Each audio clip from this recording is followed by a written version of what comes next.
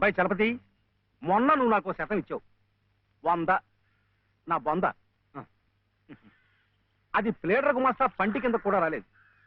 ఇప్పుడు మరో 5% కావాలి, 500. 500 కాకపోతే 1000 ఇవ్వచ్చు. కానీ ఆయన కేసు కూడా సరిగ్గా వినలేదే. విండాయా? పెట్టలేదుగా. ఎద్దుకు మేత, ప్లేడర్కు ఫీజు పనికి ముందే పెట్టాలి. నువ్వు వెళ్ళి 5% పట్టరా, 500. అప్పుడు వింటాడు. వెళ్ళు.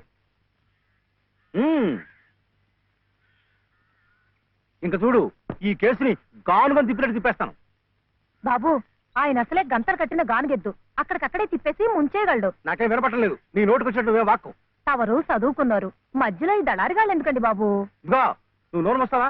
నువ్వు వెళ్ళవయా. అమ్మా బట్టలు వేస్తాలే. ఇదిగో ఏమేవు, కొబ్బరికాయ ఉంది కదా అని నెత్తికేసి రుద్దుకుంటే కొబ్బరి నువ్వు రాసుకున్నట్టు కాదు, చుట్టూ రాలిపోయి పుర్రెకి పుండు పడుతుంది.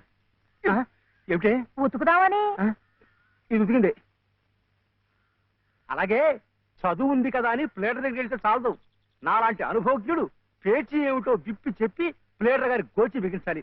అప్పుడు ఆయన వెనక ముందు చూడకుండా కేసు వాదించి అవతల బారేస్తాడు. ఎవరినో ఉద్ధరించడానికి ప్లేటర్లు, కోట్లు, వారికి ముడుపు చెల్లించడానికి ఇంట్లో ఉన్నదంతా దానాలు ధర్మాలు. నాకున్నదే ఒక గొలుసు, నేనివ్వను.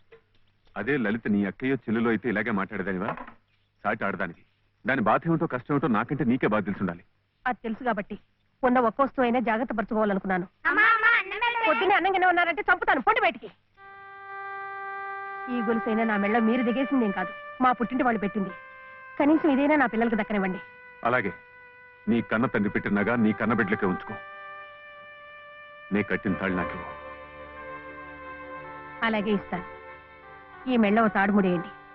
పసుపు తాడు కాదు, ఉరితాడు. ఆ తర్వాత నా పిల్లలు దిక్కులేని అనాథలవుతారు. అప్పుడు మీ ఇష్టం వచ్చినట్టు మీరు చేసుకోవచ్చు. అడిగే వాళ్ళు ఉండరు. కనపడడం లేదా?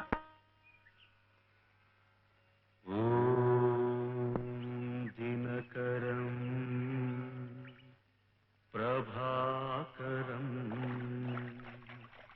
జూయతేజోధరం సకల జగదాధారం